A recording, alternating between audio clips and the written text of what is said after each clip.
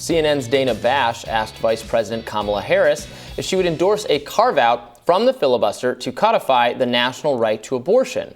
And according to senior political analyst at CNN, Ronald Brownstein, Bash said Harris, quote, wouldn't go there. Bash pushed Harris to see whether or not the Biden administration would take a position on bypassing the filibuster, and this is what she had to say. President Biden told my colleague Anderson Cooper he would be okay with eliminating the filibuster to pass voting rights and, quote, maybe more. Would you support eliminating the filibuster in order to pass federal legislation for abortion rights? Right now, given the current composition of the Senate, the votes aren't there. But would you use the bully pulpit to say, yes, I support it? Well, here's the thing. I understand why you're asking the question, but the reality of it is we don't even get to really answer that in terms of whether it happens or not if we don't have the numbers in the Senate. And again, that's why I keep coming back to the importance of an election that is only 130 odd days away, because it really does matter. I sit as the vice president there for the president of the Senate. I was in the Senate for 4 years representing the state of California. Mm-hmm. And if you don't have the votes, you can't move anything. We've seen countless examples, sadly, of that. This Senate, in the current composition, would not pass voting rights legislation. Right. I sat in the chair when the Women's Health Act was on the floor for a vote, and we didn't have the votes to get it passed on the issue of Roe, of reproductive health care.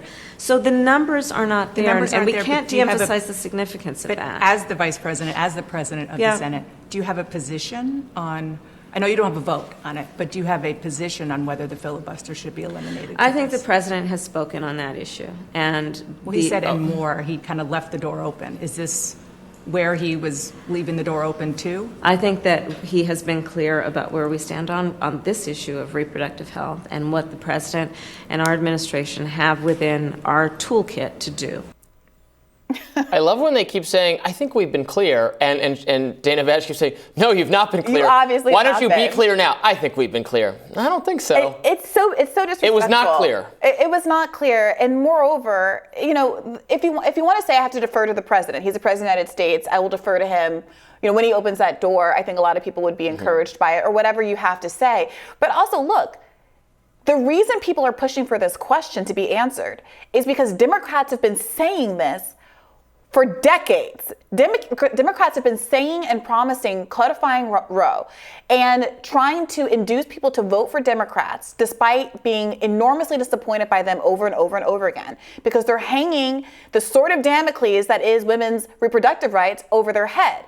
And when people saw, now folks are talking about this. Now even, you know, the most centrist libs are being critical about both Barack Obama and Joe Biden, because people are now remembering that Barack Obama had a super majority, said on the campaign trail that codifying Roe was going to be a legislative priority of his. And then immediately, I believe in the first term of his presidency, said, actually, never mind, it is not a priority of mine. So to then be trying to whip votes again, I mean, actual votes to the polls on this issue after you've disappointed voters time and time again seems really disingenuous. People want to know that at very least, if we get the Senate seats, if we get the votes, are you going to really commit to getting rid of the filibuster? Are you saying to us, we need to get 60 plus Democratic senators? Sounds like that is what she was saying. Which is ridiculous, because Obama had that and he still wouldn't do it. There was still the excuse that somebody wasn't on board. Obama spent his supermajority on tweaking the American healthcare system. That used all the political will up on that project with, Karl Rove. But hate to quote Karl Rove, but Karl Rove once said that political capital isn't some finite source. It's not something that needs to be held on to and reserved for a later date. When you have the mandate, when you have it, you use it. You use it because it's going to go away. It's finite. But I'll tell you what will make it go away. When Kamala Harris says that Joe Biden has been clear on his record of supporting his record of abortion rights, Joe Biden has been clear, and that's why people don't trust him. In 1974, Joe Biden said, I don't like the Supreme Court decision on abortion. I don't think that a woman has the sole right to say what should happen to her body. In 1982, Joe Biden voted to allow states to overturn Roe v. Wade. In 1988, Joe Biden repeatedly voted against the inclusion of exceptions of rape and incest and the Hyde Amendment. In his defense, he probably doesn't remember that. And on and on and on. You know, as recently as 2006, he said, I do not view abortion as a choice and a right. So to have Kamala Harris, a woman also, sit there and tell us that we should have full faith and confidence in Joe Biden when he's made these kinds of statements and also has the party as a whole has reneged on its promise to codify Roe. She could also just say, look, if her objection to the filibuster, to getting around the filibuster is, she could just say it. She could say, well, yes, I want Roe to be protected, but I'm not willing to make any change to the filibuster because then that's about to be used against, then that, right. And it's that not clear that we'll be able to unconstrains the Republicans who are probably going to be in the majority, and then they will just be at their mercy. She could just say that. She could say and that. And you could disagree with that if you disagree with that. But she should just say, that's clearly what she is thinking, so she should just say that. Instead, she's like, well, I think we've been clear that, well, we would do, but we don't. And yeah, I think it's even worse than that. I think that even if they were able to, let's say, codify Roe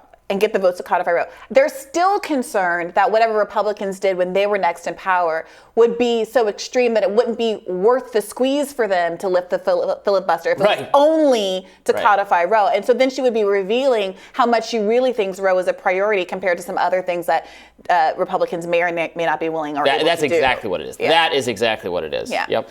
Well, when asked about Democratic voters who want to see abortion rights passed, Harris seemed stumped. What do you say to Democratic voters who argue, wait a minute, we worked really hard to elect a Democratic president and vice president, Democratic-led House, a Democratic-led Senate. Do it now. But do what now? What now? I mean, listen, what we did, we extended the child tax credit for the first year. I'm sorry, when I say do it now, act legislatively to make abortion rights legal. We feel the same way. Do it now. Congress needs to do it now in terms of permanently putting in place a clear indication that it is the law of the land that women have the ability and the right to make decisions about their reproductive care, and the government does not have the right to make those decisions for a woman. Do it now, but maybe not it, and maybe not now. It's sort of what she's saying. Precisely. And like this raises the question again of whether the White House is saying she's restoring. Such a preposterous figure. She is so bad at this. She is bad at it. Right? I mean, that's not in my head. And it's a known that she was bad at it going into it. And it is frustrating that so much rhetoric around her selection was that she was going to be helpful to Joe Biden in these ways. She was going to inspire black voters. Not that. I think the category of people that Kamala Harris, the Venn diagram of people Kamala Harris inspired and people wearing RBG face masks is like a circle. It's the same very kind of niche liberal perspective that is kind of devoid of politics. And I saw this. I saw a young woman at a... Republicans smear or slur these people as this is the cat lady. Well, right? That's I'm not up to date on my Republican smears. I'll take that out. But it feels like when I saw some protesters, people who were protesting Roe v. Wade ending, wearing RBG regalia as though it wasn't RBG's hubris and her choice not to step down under Obama, but to be replaced by the first female president. That literally is the but-for cause of us being in this situation. And so it continues to be frustrating to me as more and more people who are Democrats realize that Kamala Harris was not suited to this situation. And I kind of almost feel bad for her because she was a little bit set up. I mean, who's going to say no to that opportunity when given to you? But it is frustrating that she isn't being given the support or doesn't have the ability to kind of rise to the occasion now that she's been in this spot for, a year and a half. Yeah. But, one other thing I will note is that in another interview that there's a transcript for, but no video of, Kamala Harris was asked about one of the points that AOC has raised, which is whether or not the White House would back opening abortion clinics on federal lands in states where abortion has been banned. And Kamala Harris's response was basically, look, we have an election in 130 days, including in some of those states, and the pretty clear implication was, I'm not willing to do anything. I'm going to sacrifice women's access to health in these states with my ability to potentially win in these states. And this is what Democrats always do. They create these false choices. They throw the base under the bus in the hopes that their moderation is going to cause someone to come some moderate imaginary Romney voter to come flocking to them.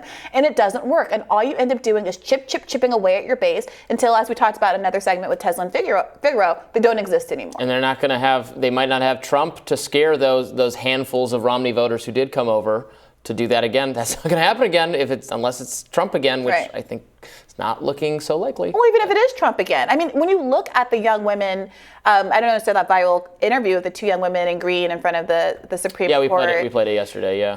Saying, I'm not doing this anymore. I got like 7 fundraising emails on Friday. That it's so disrespectful with no acknowledgement of your own failure. If Joe Biden took the podium and said, look, I really love and respect President Obama, but we made a mistake. We made a mistake in not making this a priority. We underestimated how much Republicans wanted this and the possibility of this actually happening in our lifetime. We thought this was more settled law. We made a mistake in believing them during the Supreme Court. You can't even conceive of him saying the words you just said. You can't conceive of any politician really admitting to any failure, but a level of trust and respect I actually sincerely would have for that level of acknowledgement, because the gaslighting is exhausting. And that's what people are responding to. That's what those young women were responding to, that they've been gaslighted for their entire lives, young people like that. And people much older than that feel that same way. And either Democrats have to reckon with that, speak honestly about that, and suggest a pivot. The way I will say, I want to give AOC credit for her tweet list of real concrete things the Democratic Party could do right now. On the flip side of that, I want to criticize Kamala Harris for taking one of those legitimate points and saying, electoralism is more important than a woman's right to choose. That conflict of Democrats hand-wringing and moralizing about how, we believe these are fundamental rights, and we believe in protections of women and minorities and all of this, and then at the same time saying, but what if it hurts us a few points in Wisconsin? That is why they are not credited and trusted as a party. And mic drop. Yeah. Well, no argument there. Kamala. She just collapses in these interviews. She's not saying anything, that she's not answering. She's not defending really. It's gaslighting, I guess. It's gaslighting. People aren't going to stand for it anymore. But we will keep talking about it, and we will have more rising for you after this.